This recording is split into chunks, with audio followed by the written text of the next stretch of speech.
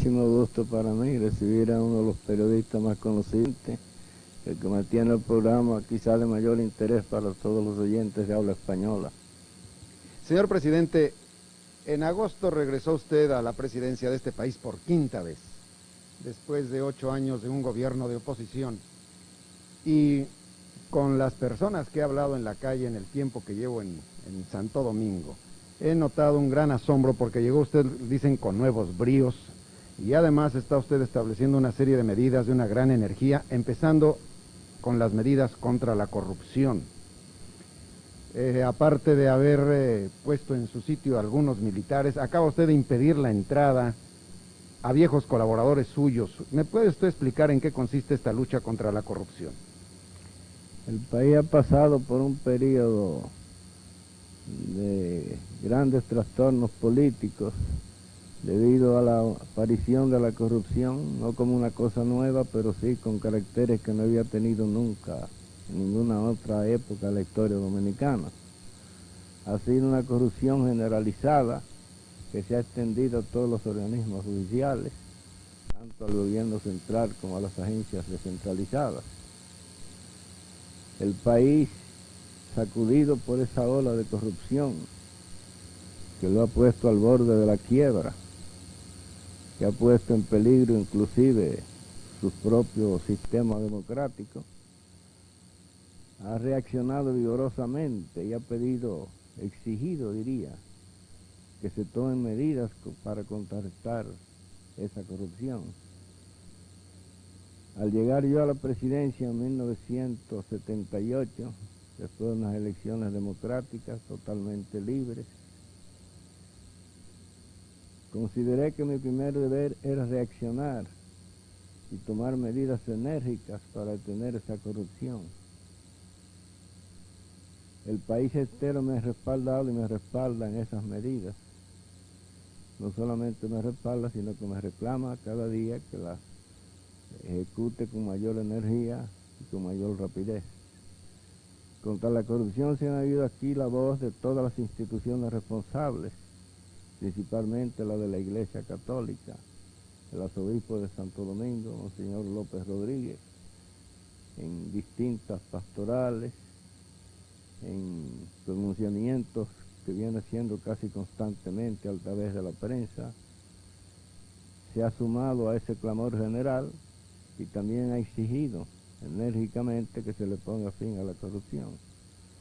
La primera medida que yo he tomado para contrarrestar la corrupción es constituir un gobierno constituido por personas de reputación intachable, jóvenes técnicos en su mayoría, muchos de ellos que no alcanzan todavía la edad de 40 años y que no han participado en ninguno de los gobiernos anteriores, o que tuvieron una participación muy somera en esos gobiernos y en ellos se condujeron de una manera ejemplar.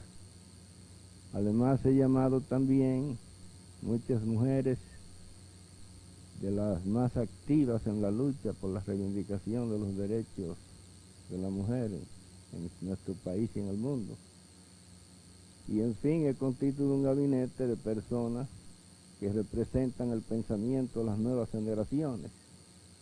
He excluido del gabinete presidencial y de todos los cargos claves de la administración pública a personas pertenecientes al pasado, tachadas, tildadas muchas de ellas de actos de corrupción.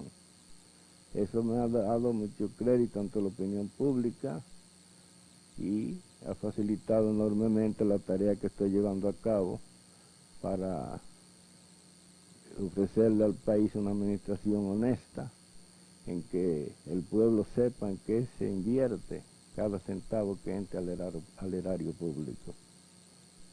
Señor presidente, las Fuerzas Armadas están complicadas en esta corrupción. Sí, las Fuerzas Armadas siempre han sido aquí, creo que también en muchos otros países de la América Latina, el primer centro de la corrupción.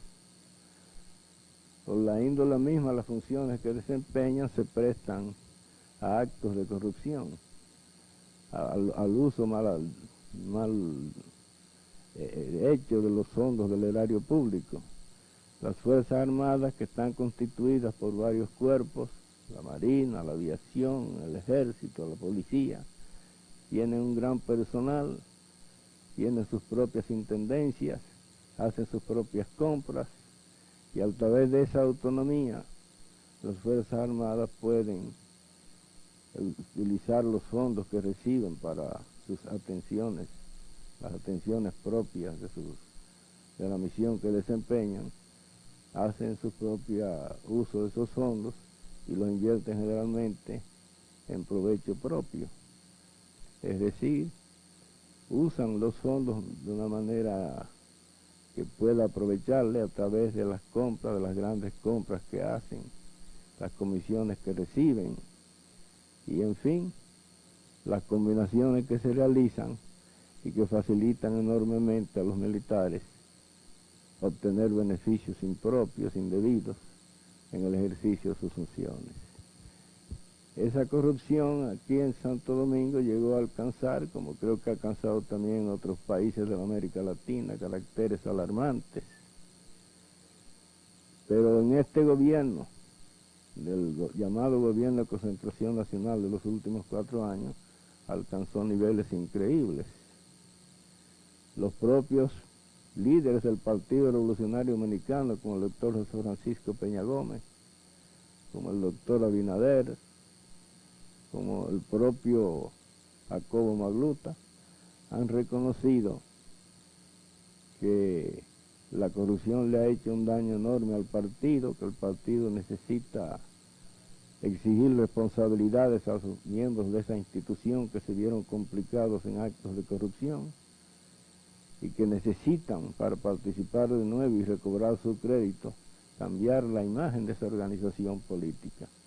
Ellos son también de los que me están dando respaldo en las medidas que he tomado para combatir la corrupción y detener ese mal, para devolver al país un clima de decencia administrativa. ¿Y cómo está usted luchando contra la corrupción en el ejército, señor presidente? En el ejército he llevado como secretario de Estado de las Fuerzas Armadas a un hombre que se debe a la historia, a uno de los que participó en el complot en que murió Trujillo, que puso fin a la tiranía de 30 años, el general Antonio Inver Barrera, que es el único superviviente de esa gesta. Como digo, es un hombre que tiene un sentido vivo de la historia, que está comprometido con la historia y que sabe, que está consciente de que no puede incurrir en ningún acto que no responda a la imagen que se ha formado el país de él, al crédito que tienen todas las masas y a todo lo que el país espera de un hombre que tomó o que tuvo una participación destacadísima en la lucha que libró al país de una hegemonía unipersonal de 30 años. La presencia del general Inver Barrera en las Fuerzas Armadas ha contribuido mucho a desterrar la corrupción de los cuerpos armados. Además, se han llevado como jefe de la policía y otros de los cuerpos armados a personas jóvenes, también de muy buena imagen, interesados también en profesionalizar los cuerpos armados y en impedir que en ellos se mantenga la misma imagen de los tiempos pasados, sobre todo de los tiempos que arrancan desde la era de Trujillo. Señor presidente, en el Quijote hay una frase muy conocida que dice: con la iglesia hemos topado, Sancho. En América Latina es más frecuente decir con el ejército hemos topado. Señor presidente, ¿usted no considera que esta limpia, esta higienización del ejército le puede traer problemas? La presencia de los ejércitos en América Latina no puede menospreciarse en muchos sentidos. ¿No le va a crear un problema? Yo creo que no, porque el ejército, las Fuerzas Armadas en general son las más interesadas en recobrar su crédito ante el país. A ellos se le haría el clima irrespirable si continúa la era de corrupción que se inició hace algunos años. Ellos son los más interesados en higienizarse, en profesionalizarse.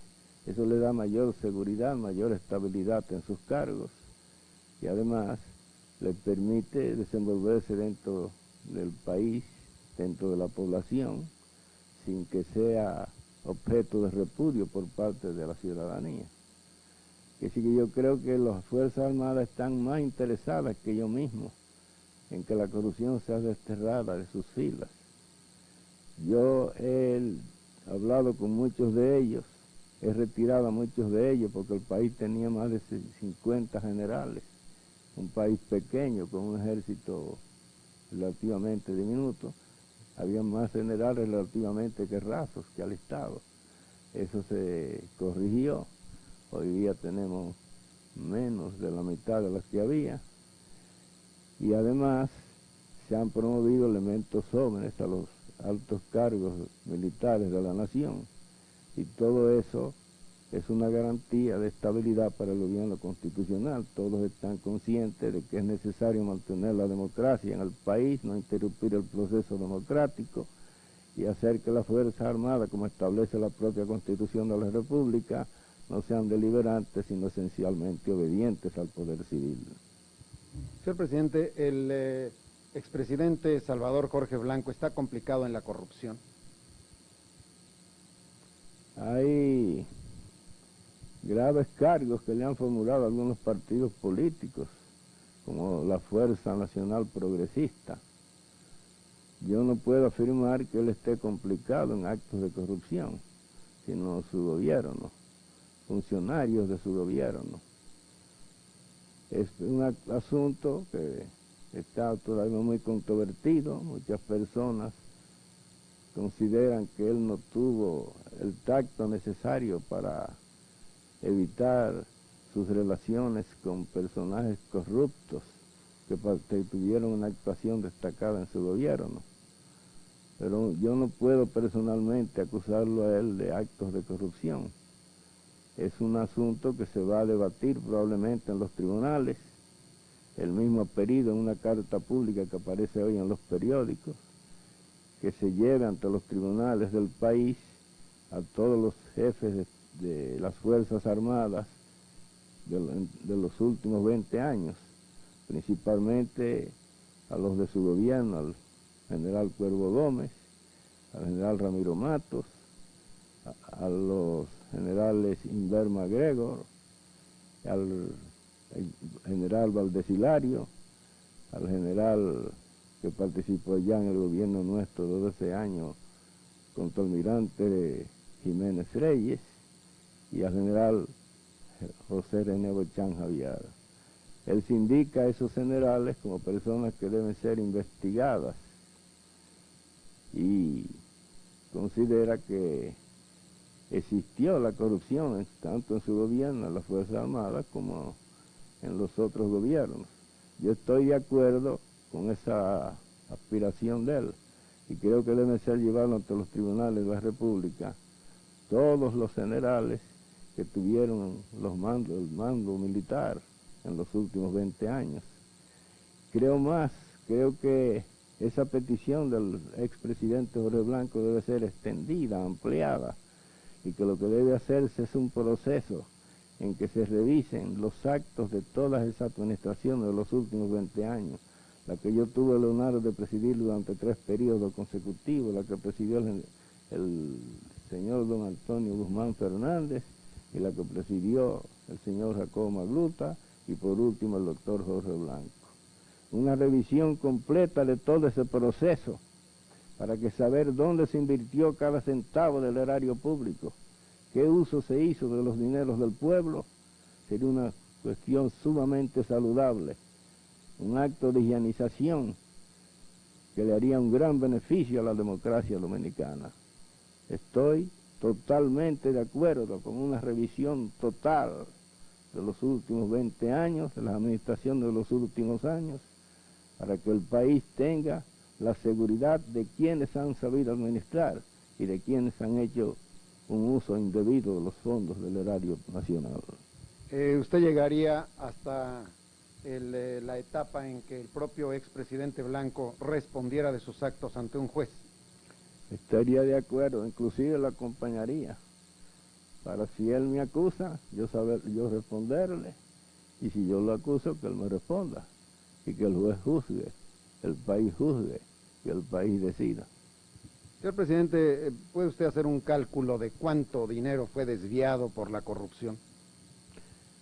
La corrupción es culpable de haber desviado del erario público sumas, podría decir para nosotros, astronómicas. En el país se hicieron inversiones en dinero inorgánico durante los últimos años del Partido Revolucionario Americano, los 2 últimos cuatrenios, de alrededor de casi 3.000 millones de pesos.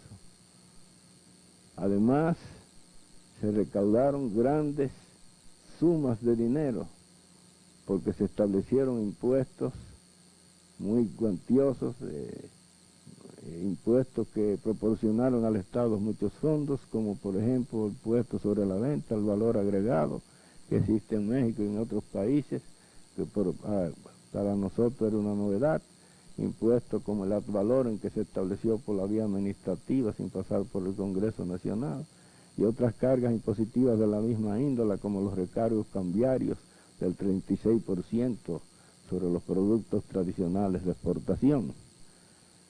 Esos fondos cuantiosos para nosotros, para un país de las dimensiones nuestras, no se invirtieron todos regularmente. Podría decirse, haciendo un cálculo prudente, que por lo menos la mitad de esos fondos no fue invertida correctamente. Señor presidente, hablando de otras cosas, viendo con preocupación la política centroamericana y del Caribe, en los últimos días parece haber habido una agudización de la crisis de relaciones entre Honduras y Nicaragua. ¿Cómo observa usted el futuro de esta región? No abrigo muchas esperanzas de que ese conflicto se resuelva rápidamente. Creo que en definitiva el grupo de contadores ha hecho una buena labor, pero la labor del grupo de contadores ha sido hasta ahora necesariamente ineficaz.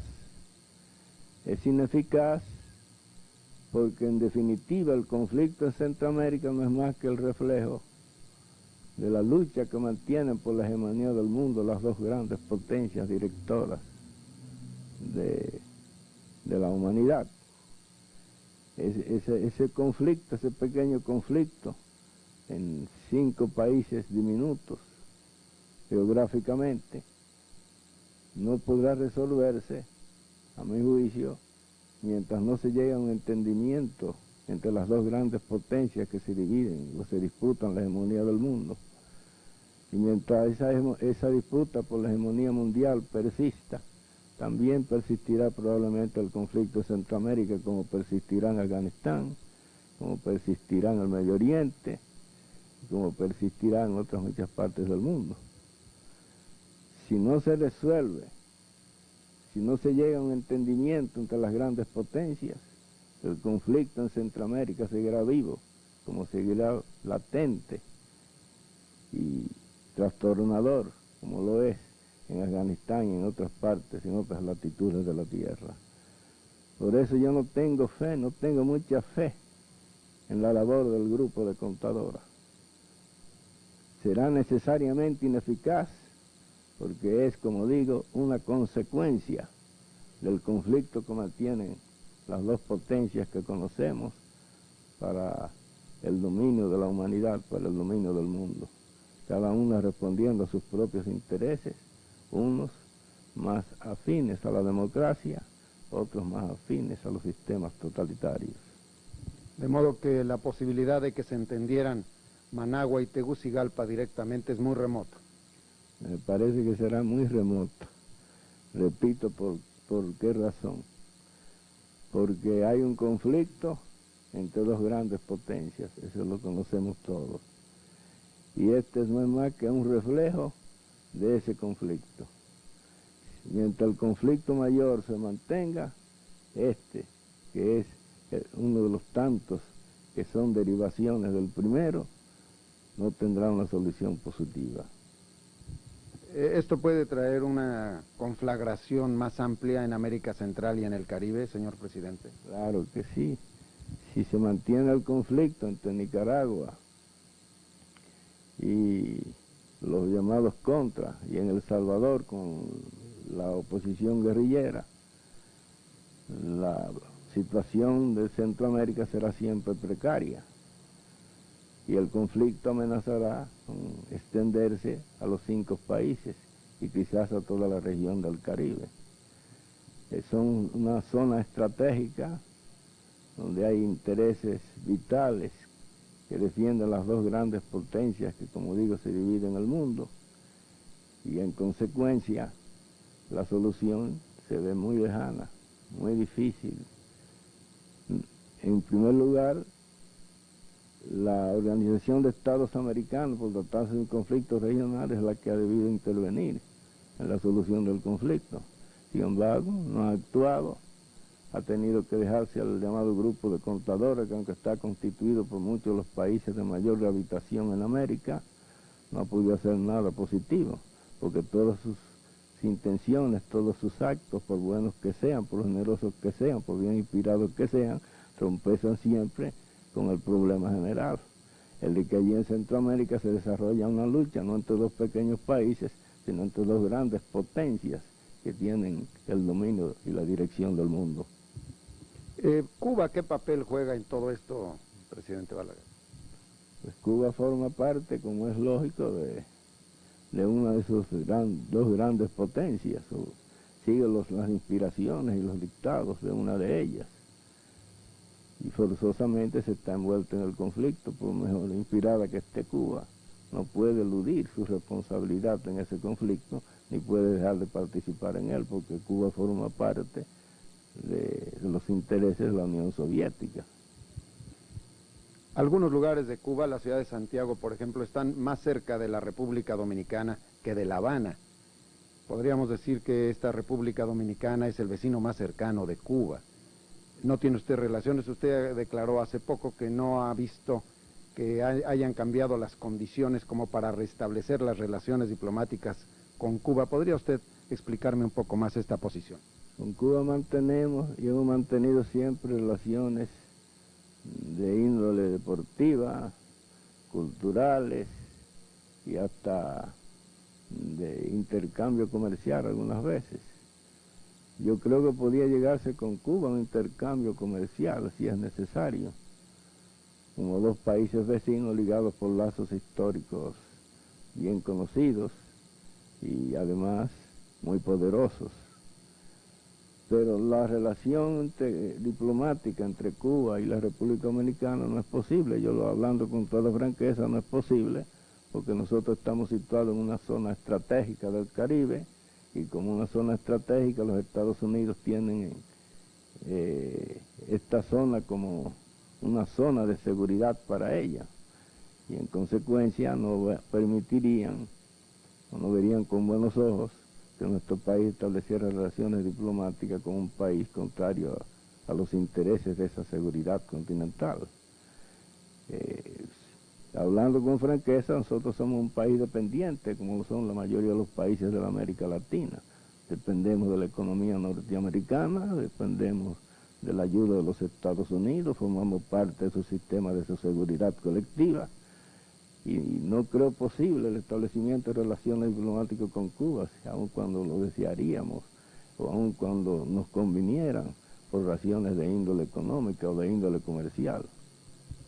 No hay esa posibilidad inmediata. No existe de inmediato, ningún país nuestro, ningún gobierno nuestro ha osado establecer esas relaciones. Ni siquiera el Partido Revolucionario Dominicano, que se precia de ser un partido de vanguardia, de ideología casi confinante con la extrema izquierda, ha osado establecer esas relaciones. Está consciente de que no podría sobrevivir si Estados Unidos lo aísla, porque nuestra economía, principalmente dependiente del azúcar y otros productos de exportación llamados tradicionales, depende de los Estados Unidos, está supeditada a los Estados Unidos, al mercado preferencial norteamericano. Nosotros no podemos sobrevivir sin la ayuda, sin la protección, sin la amistad de los Estados Unidos. Cualquier cosa que se diga en contrario es pura ilusión, un puro engaño, y no tendría sustentación ninguna en la realidad. Presidente Balaguer, las relaciones con su vecino, con quien comparten ustedes esta isla, ¿cómo son ahora con Haití? Con Haití las relaciones nuestras son sumamente cordiales. Estamos interesados en que Haití evolucione hacia un sistema democrático estable. Creemos que nuestra estabilidad está ligada íntimamente a la estabilidad haitiana, que le hemos dado toda la protección necesaria, toda la ayuda necesaria. Hemos mantenido una vigilancia constante en las fronteras para impedir que traspasen esas fronteras y se trasladen a Haití personas que puedan llevar a ese país la subversión y la inquietud. Pero al mismo tiempo mantenemos una vigilancia constante sobre la frontera en nuestro propio interés, evitando el contrabando. Entre los dos países se ha desarrollado una gran actividad contrabandística, debido principalmente que Haití, por la situación en que está actualmente, carece de muchos de los artículos alimenticios más necesarios y recurre a nuestro país, que es el país más vecino, para obtenerlo. Como no hay relaciones normales a través de la frontera terrestre, recurren a esa medida ilegal, al contrabando, y se surte en gran parte de la economía dominicana. Ese contrabando en las relaciones entre los dos países está favorecido muy particularmente por el hecho de que la moneda haitiana no está devaluada como la dominicana. El GUR de la moneda haitiana está casi a la par con el dólar, y es de interés para los dominicanos que tienen una moneda devaluada atravesar la frontera clandestinamente y vender sus productos en Haití a precios mucho más remunerativos que lo que obtendrían en la República Dominicana. Bueno, es que la situación económica en nuestros países al sur de tiempos peor que en los tiempos anteriores.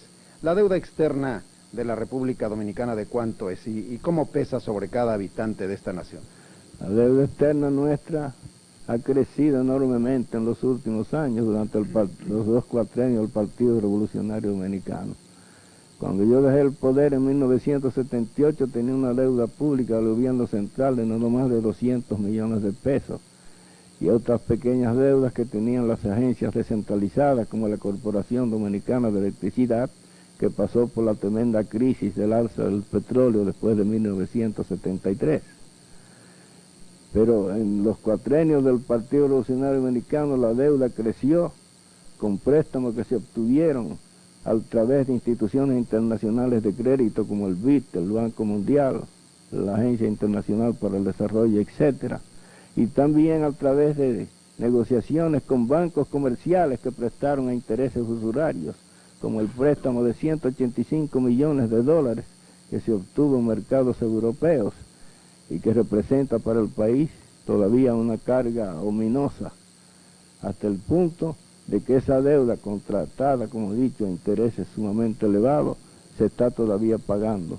Se ha pagado varias veces el valor de la deuda y todavía el país se encuentra endeudado considerablemente por ese compromiso que se hizo irregularmente, indebidamente, absurdamente, en una época en que el país podía haberse desenvuelto con sus recursos, los recursos propios del ahorro interno. Ahora mismo tenemos pues una deuda pública de más de 4.000 millones de dólares, que es una pequeñez si se habla de México, si se habla de Brasil, si se habla de Venezuela, si se habla de cualquier país desarrollado económicamente, pero que para nosotros es un fardo insoportable, algo increíble, algo que está fuera de los cálculos de todos los dominicanos, de todas las posibilidades de nuestro país. 4.000 millones de dólares representan una carga insoportable para la economía dominicana. Yo he declarado que esa deuda es impagable, que no estamos en disposición de aceptar las imposiciones del Fondo Monetario Internacional si esas imposiciones nos constriñeran, como constriñeron durante el gobierno pasado, durante los últimos años del gobierno pasado, nos constriñeran a pagarla en plazos que están fuera de nuestro alcance. Exigimos pues que esa deuda se pague, queremos pagarla como la quieren pagar todos los países de la América Latina, pero queremos pagarla en condiciones honorables y en condiciones que no comprometan el desarrollo del país ni pongan al borde de un conflicto social de dimensiones inconmensurables a la República Dominicana. ¿Hay algún plan concreto sobre esto? Por ejemplo, algún país, el Perú, señala el gobierno peruano que no pagará más allá del 10% de lo que ingrese por sus exportaciones. ¿En qué forma la República Dominicana va a pagar o a no pagar? Nosotros estamos dispuestos a pagar y hemos pagado ya una parte de nuestra deuda. Hace poco se pagó al Banco Mundial una pequeña deuda de 11 millones de dólares que se había vencido y que era la que tenía mayor urgencia porque era el único vencimiento pendiente y era el único obstáculo que teníamos para obtener nuevos acuerdos con el Banco Mundial y nuevos desembolsos de esa institución bancaria para otros préstamos que se habían hecho con ella. Hemos también buscado a través de contactos con el Grupo de París y a través de contactos con el gobierno de los Estados Unidos, especialmente con la Agencia Internacional para el Desarrollo, hemos buscado ajustes, nuevos ajustes para el pago de la deuda pública. En fin, nosotros queremos pagar la deuda pública, tenemos conciencia de que debemos pagarla, pero necesitamos condiciones más blandas, condiciones más factibles para el pueblo dominicano, condiciones que no nos estrangulen, que no nos acorralen y nos hagan imposible la vida, sino que nos permitan promover nuestro desarrollo, crear y ampliar nuestros recursos propios y al amparo de ese desarrollo hacerle frente a esos compromisos internacionales que para nosotros son sagrados, que queremos cumplirlos, pero cumplirlos, repito, en condiciones factibles para el país y que sean también beneficiosas para los propios acreedores, porque un deudor insolvente, un deudor en quiebra, no representa ninguna garantía para ningún acreedor.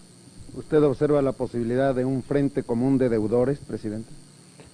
No patrocinamos esa idea, como creo que no la patrocinan la mayoría de los países de la América Latina, el llamado Club de Deudores. Preferimos que a través de conversaciones y de acuerdos bilaterales se llegue a establecer reajustes que permitan a cada uno de nuestros países pagar sus deudas, hacerle honor a ellas, pero en condiciones, como digo, verdaderamente razonables. En alguna ocasión, durante algún tiempo, fue usted, hace muchos años, el jefe de la misión diplomática de la República Dominicana en México. Y seguramente observó usted el desarrollo de la reforma agraria en México, generada por la revolución que comenzó en 1910. Creo que aquí en su país, señor presidente Balaguer, también hay problema de tenencia de la tierra. De alguna manera está usted enfrentándose a este asunto y hay alguna inspiración de la reforma agraria mexicana. Sí, señor. Durante los 2 años que pasé en México, entre 1948 y 1950, representando a mi país, pude estudiar profundamente la reforma agraria mexicana, leer la historia y compenetrarme con las grandes figuras de México, las figuras de la revolución, especialmente la de Emiliano Zapata. Cuando yo dicté en 1972 aquí el Código de Agrario, llamado Código Agrario, me inspiré principalmente en su fórmula, la tierra para quien la trabaja. Ayer mismo, en una reunión que tuve con los campesinos en una de nuestras regiones más agrícolas, más promisorias, en Azua, hablé de ese tema y dije que mi gobierno persistiría en el plan de la reforma agraria y que inclusive estaba en disposición de completar el Código Agrario de 1972 con una nueva ley, en virtud de la cual se dispusiera la explotación de las tierras baldías, cuyos propietarios se negaran a trabajarlas, bajo la condición, bajo la reserva, de que el Estado, después de ampararse a través del Instituto Agrario Dominicano de esas tierras baldías, las devolviera a sus dueños legítimos, después de recogidas las cosechas. Esa idea se me ocurrió en presencia de una gran extensión de tierra adquirida en la provincia de Azua, donde se construyó una presa que la construyó mi gobierno, la de Sabana Yegua, y un canal, el canal de Yaque del Sur, que costó una suma cuantiosa y que permite el regadío de esas tierras. Repito, ayer mismo se me ocurrió en presencia de esas tierras baldías esta ley, porque no es posible que una provincia que se está prácticamente al borde de la desesperación, donde hay masas depauperadas que pasan hambre, donde hay un gran desempleo, existan tierras ociosas, pues simplemente porque exista un conflicto en sus propietarios que se nieguen a sembrarlas. Para los campesinos es una tentación, es un llamamiento a la revolución, un llamamiento al desorden, un llamamiento a la subversión, que se esté muriendo de hambre y que ante sus ojos se presente una gran extensión de tierras óptimas para el cultivo, que permanecen ociosas por un conflicto de intereses entre particulares. Soy partidario de la reforma agraria al estilo de México, la tierra para quien la trabaja, pero con respeto absoluto a la propiedad privada y en forma pacífica. Yo hice, por ejemplo, que todas las tierras saloceras del país, que son las mejores tierras, pasaran en su inmensa mayoría al Instituto Agrario Americano y se distribuyeran entre agricultores sin recursos, alegando que en las regiones del país donde el Estado construía obras de infraestructura de gran valor, canales de regadío, presas, obras que hagan posible el cultivo de la tierra, que no es posible que donde se hagan esos desembolsos, que son el fruto de la sangre del pueblo americano, del ahorro del pueblo americano, el fruto del dinero proveniente de los bolsillos del contribuyente dominicano, pasaran a ser disfrutadas por grandes terratenientes y no por los agricultores sin recursos, es decir, para aquellos para los cuales el principio de la justicia social encargada en el lema de Emiliano Zapata era una cuestión de vida o muerte. La tierra que la hizo Dios, que es anterior al hombre, para quien la trabaja y para quien, de acuerdo con la sentencia bíblica, la riega con el sudor de su frente. Señor presidente, esta intención la veo yo en algunos casos aquí en la República Dominicana, pues un poco desfasada, un poco contraria a la realidad de lo que uno puede ver en las calles. Por ejemplo, en mi estancia aquí, me llamó la atención el enorme número de coches alemanes de los más altos precios. Indagué y alguien me dio el dato de que hay en esta república pequeña y con tantos problemas, más coches de ese tipo que en todo el estado de Florida en los Estados Unidos. ¿No le parece a usted que hay una gran desigualdad? Sí, señor. Eso se debe primero a la tendencia nuestra, que no es exclusivamente nuestra, sino de todos los países de ascendencia española. La tendencia a la vida fácil, a eludir el trabajo, a hacer más fácil la existencia sin necesidad de esforzarse, de sacrificarse, de imponerse privaciones. Es decir, en una palabra, la tendencia al lujo y al boato. Pero también se debe a que en el gobierno anterior, el gobierno de Concertación Nacional, se dieron cuantiosas exoneraciones para automóviles de lujo. Yo jamás en 12 años de gobierno concedí una sola exoneración para un carro Mercedes-Benz considerado como un carro de lujo. Se la di únicamente al rector de la Universidad de Santo Domingo, la Universidad Autónoma, la UAS, precisamente un líder contrario a mi partido, un líder del Partido Revolucionario Dominicano, el doctor don Antonio Rosario, que era rector de esa casa de estudios y que pagó por un precio único la suma de 14,000 pesos para que se le diera esa exoneración. Fue esa la única exoneración de un carro Mercedes-Benz, de un carro de lujo que yo le di durante 12 años. Pero después, en el gobierno de los partidos revolucionarios dominicanos, los 2 últimos cuatrienios, se multiplicaron esas exoneraciones. Se trajeron aquí carros de lujo, y usted ve por eso, con gran sorpresa, usted que viene de un gran país en pleno desarrollo, ve con gran sorpresa que en esta pequeña república, en esta pequeña nación, en este peñón del Caribe, haya más carros de lujo casi que transeúntes. ¿Y qué va a hacer contra eso, presidente? no dar una sola exoneración para un carro de lujo, ni permitir que se traigan carros de lujo a la República Dominicana, sino en casos muy excepcionales. Para eso se han establecido, y ya también lo había establecido en sus últimos meses el gobierno anterior de Concertación Nacional, cuotas para la importación de vehículos. Ellos la establecieron forzadas por la necesidad de impedir el desarrollo del circulante, la presión que hacía el circulante sobre la moneda, haciéndole perder gran parte de su valor adquisitivo y creando problemas cambiarios de importancia en el país. Nosotros lo hacemos porque estamos conscientes de que lo que el país necesita es traer tractores y no carros Mercedes-Benz, que lo que el país necesita es sobre todo arar la tierra, aumentar la productividad de la tierra, crear fuentes de trabajo para el campesino, disminuir el desempleo en la población de nuestros campos y no crear medios de distracción que, lejos de contribuir al desarrollo del país, lo que hagan es hacer más difícil nuestra situación, más difícil el pago de nuestra deuda pública, más difícil nuestro desarrollo, más difícil la salvación del país, que pasa actualmente por una época enormemente conflictiva, enormemente difícil.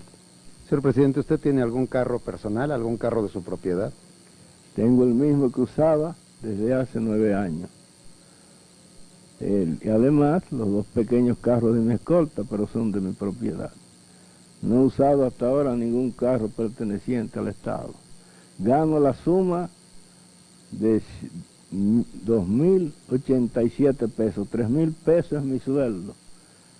Solamente recibo, después de hecho las reducciones por concepto del impuesto sobre la renta, la suma de 2.887 pesos. Esa suma es la única porque yo no recibo gastos de representación de ninguna clase. Cuando viajé, por ejemplo, a Miami hace unos días para participar en la conferencia del Caribe sobre el desarrollo de esa ciudad, solamente hice uso de 7.000 pesos para mí y para mis 4 acompañantes. Le di 1.000 pesos a cada uno de ellos y con el resto devolví 1.000 pesos al Tesoro Nacional cuando regresé a la República Dominicana. En cambio, mis antecesores, cuando hacían sus viajes al exterior, llevaban comitivas de hasta 200 personas y hacían gastos multimillonarios. Yo creo que este país no puede salvarse sino dentro de un régimen de estricta austeridad, que debe pensarse cuando se invierte un solo centavo del erario público, para que se invierta en obras que sean principalmente reproductivas, o de las cuales se genere alguna utilidad para el pueblo dominicano. A ver si le entendí bien, señor presidente. Cuando usted fue a Miami, regresó y devolvió parte de lo que le sobró. ¿Quiere decir que presentó sus gastos, las facturas de hotel? Señor, fue simplemente una suma de $7.000. De esos $7.000 se devolvieron 1.000 y me acompañaron 4 personas. Cada una de esas 4 personas yo le di 1.000 pesos. Eran militares que me acompañaban como escolta de seguridad. Señor presidente, 2.800 pesos dominicanos son alrededor de $900 de Estados Unidos al mes. Ese es mi sueldo, con eso vivo. He sido un hombre organizado toda mi vida, he hecho mis pequeños ahorros, no tengo fortuna, pero sí me suelo desenvolver porque soy de los dominicanos que cree que uno debe cubrirse hasta donde le alcanza la sábana. Ese ha sido mi lema durante toda mi vida. Mi vida ha sido una vida de austeridad. A mí jamás se me ha visto en un club, participando en actos de diversión. Mi vida ha sido una vida de gabinete, una vida de estudio, una vida de un hombre entregado a su trabajo y enamorado de su país. Señor presidente, ¿hay algún pariente de usted en esta administración? Ninguno. Le he prohibido a todos mis parientes tomar parte en el gobierno. No he nombrado a un solo pariente mío en la administración, excepto el secretario político del Partido Reformista Social Cristiano, que se le nombró cónsul en Nueva York. Él es actualmente el cónsul en New York, pero él hizo la campaña política durante varios años y tenía derecho a esa posición, pero fue una posición modesta que se le dio por algún tiempo, porque no quería emplearlo, a pesar de que tenía derechos bien ganados para ello en el gabinete presidencial. No quería que en el gabinete, ni como secretario, ni como subsecretario de Estado, figurara ningún pariente mío. Y he mantenido inflexiblemente esa política. Ahora mismo acabo de expulsar de mi escorta a personas que eran entrañables amigos míos, que me acompañaron en las luchas políticas durante toda mi vida, durante más de 50 años, y los expulsé de mi escolta civil porque crearon una compañía para hacer actos, desarrollar actividades lucrativas, y consideré que esas actividades lucrativas podían empañar a la imagen del gobierno, porque esas personas, con su presencia en el Palacio Nacional, podían hacer tráficos de influencia y obtener beneficios ilícitos a través de la compañía que habían formado. ¿Les impidió usted la entrada al palacio o nada más los...? Tienen derecho al acceso al palacio. Entre ellas hay una señora llamada Benilda Balaguer, casada con un coronel del ejército llamado Bello Rocha, que era la presidenta de esa compañía y que no es pariente mía a pesar de que lleva mi nombre. Pero ellos se titulan parientes y yo los acepto como parientes aunque no lo son.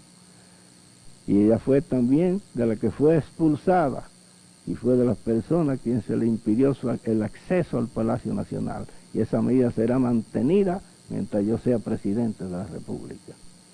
Señor presidente, acaba usted de tomar posesión en agosto. ¿Cuánto dura el periodo presidencial en la República Dominicana? Solamente 4 años. ¿Y luego puede ser reelecto? Todavía no se ha prohibido la reelección, aunque hay un proyecto que presentó precisamente el doctor Salvador Jorge Blanco, el expresidente de la República, Salvador Jorge Blanco, que prohíbe la reelección y que introduce algunas reformas constitucionales de gran interés con las cuales yo estoy totalmente de acuerdo. Entre ellas la que tiende a devolverles la independencia absoluta al Poder Judicial, no solamente teóricamente, sino inclusive estableciendo en favor del Poder Judicial un presupuesto independiente para que ellos manejen sus propios fondos y gocen de absoluta independencia con respecto a los demás poderes del Estado. Además, en ese proyecto de ley se establece el principio del control de la constitucionalidad de las leyes al estilo norteamericano, es decir, el control de la constitucionalidad de las leyes de motu propio por la Suprema Corte de Justicia. Se descartó la idea de establecer un tribunal de garantías constitucionales como en España, porque se consideró que era más factible y más práctico para nosotros establecer una Cámara especial en la Suprema Corte de Justicia que ejerciera el control de la constitucionalidad de las leyes. Señor presidente, le agradezco profundamente el honor de que nos haya recibido y le agradezco también los conceptos que hemos escuchado que han sido para nosotros sumamente orientadores. Esta entrevista de la agencia ECO está pasando en las comunidades de hispanoparlantes en los Estados Unidos, en la República Mexicana, en muchos países de América Latina a través de satélite. Quisiera usted decirnos algo para terminar. La única cosa, saludarle a usted con gran admiración, reconocer en usted, como lo dije al principio, quizás el mejor promotor de programas de televisión de gran interés en la América Latina, y además valerme de su bondad para transmitir al pueblo de México mis sentimientos de admiración, de respeto y de simpatía. Conservo un grato recuerdo de mi estancia en ese país y como todos los americanos vivimos orgullosos de México. Todos en cierto modo nos sentimos también mexicanos por el carácter de ese pueblo que ha defendido con ardor, con osadía, con energía, con heroísmo su propia independencia y que siempre ha estado al lado de los países débiles, defendiendo el derecho de no intervención y el principio de la igualdad de las soberanías nacionales. Muchas gracias, señor presidente Balaguer. Desde el Palacio Presidencial en Santo Domingo, hemos llevado a través de la agencia ECO una entrevista con el señor Joaquín Balaguer, presidente de la República Dominicana. Muchas gracias.